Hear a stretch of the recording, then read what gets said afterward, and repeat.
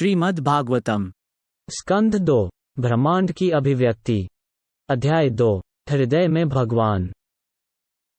श्री शुकदेव गोस्वामी ने कहा, इस ब्रह्मांड के निर्माण से पहले ब्रह्मा जी ने विराट रूप का ध्यान करके भगवान को प्रसन्न कर अपनी खोई हुई चेतना प्राप्त की। इस प्रकार वे सृष्टि को उसके पहले जैसे रूप में पुनः स्थापित कर सके। वैदिक ध्वनियों को भेंट करने का ढंग इतना आकर्षक होता है कि वो व्यक्ति की बुद्धि को स्वर्ग जैसे निरर्थक चीजों की तरफ खींचता रहता है। बद्ध प्राणी ऐसी स्वर्गीय मायावी सुखों के सपनों में भटकते रहते हैं, पर असल में उन्हें ऐसे स्थानों में कोई वास्तविक सुख नहीं मिलता। इसलिए प्रबुद्ध व्यक्ति को संसार में रहते हुए जीवन की न्यूनतम आवश्यकताएं पूरी करने के लिए ही प्रयास करना चाहिए। उसे समझदारी से स्थिर रहना चाहिए और अनावश्यक चीजों के लिए कभी भी प्रयास नहीं करना चाहिए, क्योंकि वो व्यवहारिक रूप से यह अनुभव करने में सक्षम होता है कि ऐसे सभी प्रयास व्यर्थ श्रम के अतिरिक्त और कुछ नहीं होते। जब लेटने के लिए जमीन तो विपुल मौजूद है, तो खाट और बिस्तर की क्या जरूरत है? जब इंसान अपनी भुजाओं का इस्तेमाल कर सकता है, तो तकिए की क्या जरूरत है? जब इंसान अपने हाथों की हथेलियों का इस्तेमाल कर सकता है, तो तरह तरह के बर्तनों की क्या जरूरत है? जब ओढ़ने के लिए पर्याप्त कपड़ा या वृक्ष की छाल उपलब्ध है, तो कपड़ों की क्या जरूरत है? क्या सड़कों पर फटे पुराने कपड़े नहीं पड़े हैं? जो सभी प्राणियों को जीवन देती हैं, क्या अब पेड़ दान में भिक्षा नहीं देते? क्या सूख जाने के बाद भी नदियां प्यासे को जल नहीं देती हैं? क्या अब पहाड़ों की गुफाएं बंद हो गई हैं?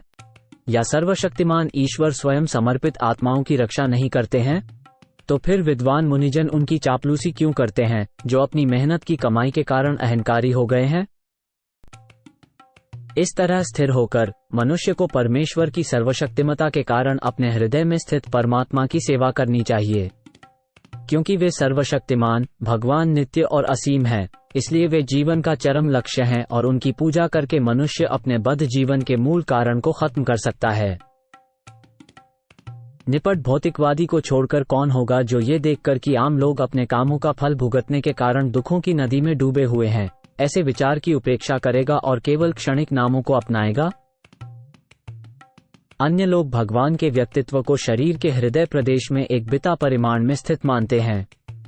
उनके 4 हाथ हैं और प्रत्येक हाथ में क्रमशः एक कमल, एक रथ का चक्र, एक शंख और एक गदा है।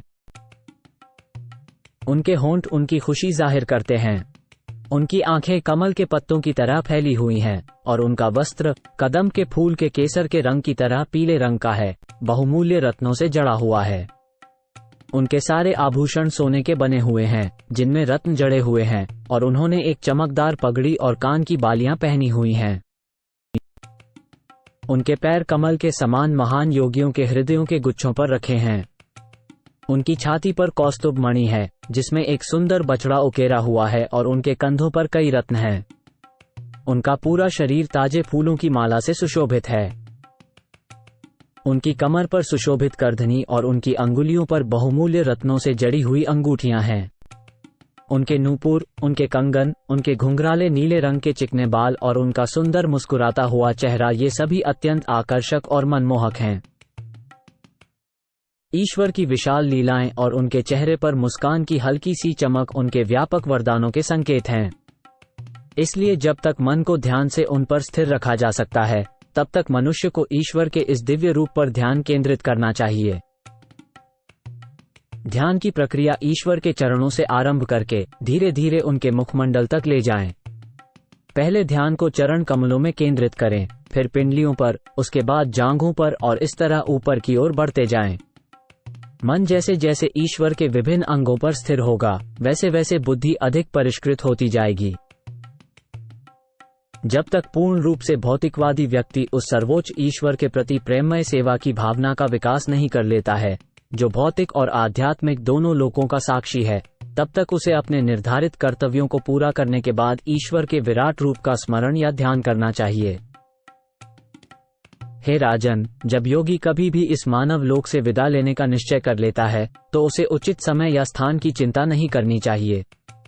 उसे सुविधानुसार किसी शांत स्थान पर बैठ जाना चाहिए और प्राणवायु को नियमित करके अपने मन से इंद्रियों को वश में कर लेना चाहिए।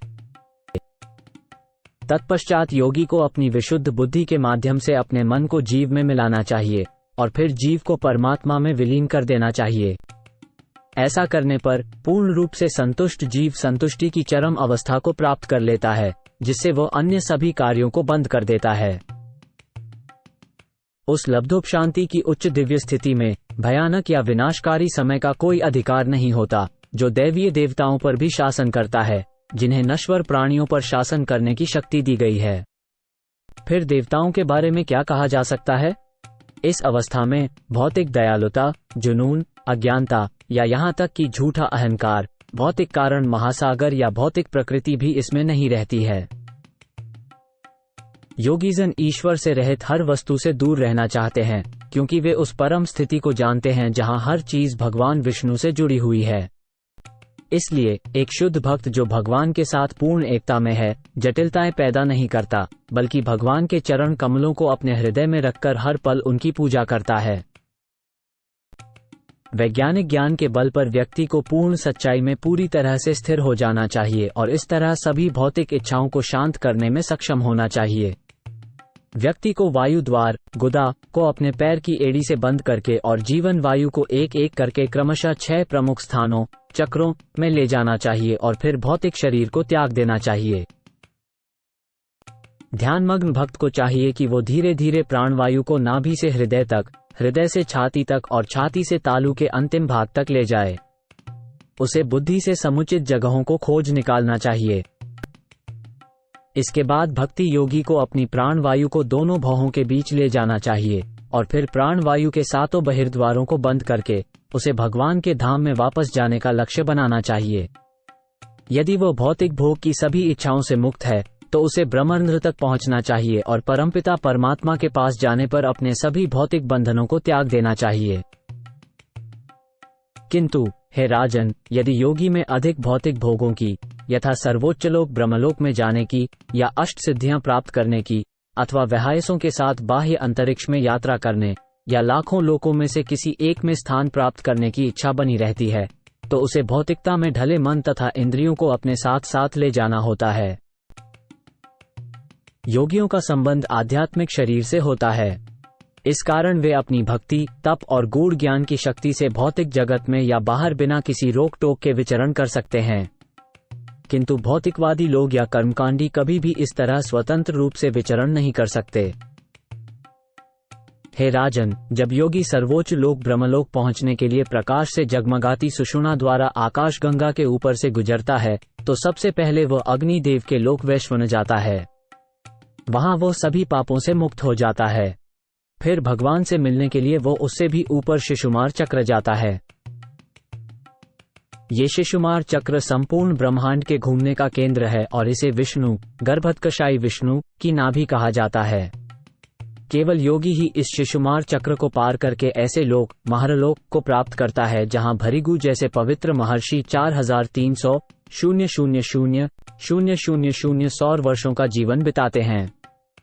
ये लोक उन संतों के लिए भी पूजनीय है जो उच्चतम आध्यात्मिक स्तर पर हैं। ब्रह्मांड के पूर्ण विनाश के समय ब्रह्मा के जीवन के अंत में अनंत के मुख से, ब्रह्मांड के तल से अग्नि की ज्वाला निकलती है। योगी ब्रह्मांड के सभी लोकों को भस्म होते हुए देखता है और शुद्धात्माओं द्वारा उपयोग किए जाने वाले वायुयानों के द्वारा सत्यलोक के लिए प्रस्थान करता है। सत्यलोक में जीवन की अवधि 1.5 परार्ध अर्थात 15,480,000,000,000 सौर वर्ष आंकी जाती है। सत्यलोक में न तो शोक है, न बुढ़ापा, न ही मृत्यु। वहां किसी भी प्रकार का दर्द नहीं है, जिस कारण किसी भी प्रकार की चिंता भी नहीं है। हाँ, कभी कभी चेतना आने के कारण उन लोगों पर दया आती है जो भक्ति योग के बारे में न जानते हुए भौतिक दुनिया की असहनीय पीड़ाओं को झेल रहे हैं। सत्यलोक पहुंचकर भक्त स्थूल शरीर सदृश सत्ता में अपने सूक्ष्म शरीर से निर्भय होकर समाविष्ट हो जाता है और क्रमशः वो भूमि से जल, अग्नि, तेज और वायु की अवस्थाओं को पार करता हुआ अंत में स्वर्गीय आकाश में स्थित होता है। इस प्रकार से भक्त विभिन्न इंद्रियों के सूक्ष्म विषयों को पार कर जाता है। ये सूक्ष्म विषय हैं: सूंघकर महक को पार करना, चखकर स्वाद को पार करना, रूपों को देखकर दृष्टि को पार करना, स्पर्श करके स्पर्श को पार करना, आकाशीय पहचान से कान के स्पंदनों को पार करना और भौतिक क्रियाकलापों से इंद्रियों को पार करना। भक्त इस प्रकार स्थूल और सूक्ष्म आवरणों से परे होकर अहंकार के स्तर में प्रवेश करता है। उस अवस्था में वह भौतिक गुणों, अज्ञानता और आवेश को इस तटस्थता के बिंदु में विलीन कर देता है और इस तरह से वो अच्छाई में अहंकार प्राप्त करता है। इसके बाद सभी अहंकार महान तत्व में विलीन हो जाते हैं और वह शुद्ध आत्म साक्षात्कार के बिंदु पर आता है। केवल शुद्ध आत्मा ही भगवान की साथ में पूरी खुशी और उनकी स्वाभाविक स्थिति में संतुष्टि के साथ पूरी तरह जुड़ सकती है। जो कोई भी इस तरह की भक्तिमय पूर्णता को फिर से जगा पाता है, वो इस भौतिक दुनिया की ओर कभी आकर्षित नहीं होता और कभी वापस नहीं आता। महाराज परीक्षित, आप ये जान लें कि मैंने जो कुछ भी आपके प्रश्नों के उत्तर में बताया है वो वेदों के अनुसार है और वही सत्य है। ये स्वयं भगवान कृष्ण ने ब्रह्मा को बताया था, क्योंकि ब्रह्मा ने उनकी विधिवत पूजा की थी और वे इससे प्रसन्न हुए थे। जो लोग भौतिक संसार में भटक रहे हैं, उनके लिए भगवान कृष्ण की प्रत्यक्ष भक्ति के उद्देश्य से कुछ भी अधिक शुभ और मुक्तिदायक नहीं हो सकता। महापुरुष ब्रह्मा ने एकाग्रचित होकर वेदों का 3 बार अध्ययन किया और उनका गहन विश्लेषण कर यह निष्कर्ष निकाला कि भगवान श्री कृष्ण के प्रति लगाव, रति ही धर्म की सर्वोच्च उपलब्धि है। परमात्मा श्री कृष्ण प्रत्येक जीव में आत्मा के साथ होते हैं। ये तथ्य हमारे देखने और बुद्धि से सहायता लेने पर अनुभव और परिकल्पित होता है। हे राजन, इसलिए जरूरी है कि हर मनुष्य सर्वत्र और सदैव भगवान की लीलाओं को सुनते, गुणगान करते और उन्हें याद रखें। जो साधक भगवान कृष्ण की कर्णामृत रूपी अमृत तुल्य कथा का पान करते हैं, वे भौतिक जीवन के दूषित उद्देश्य को पवित्र कर लेते हैं और भगवान के चरण कमलों में वापस लौट जाते हैं।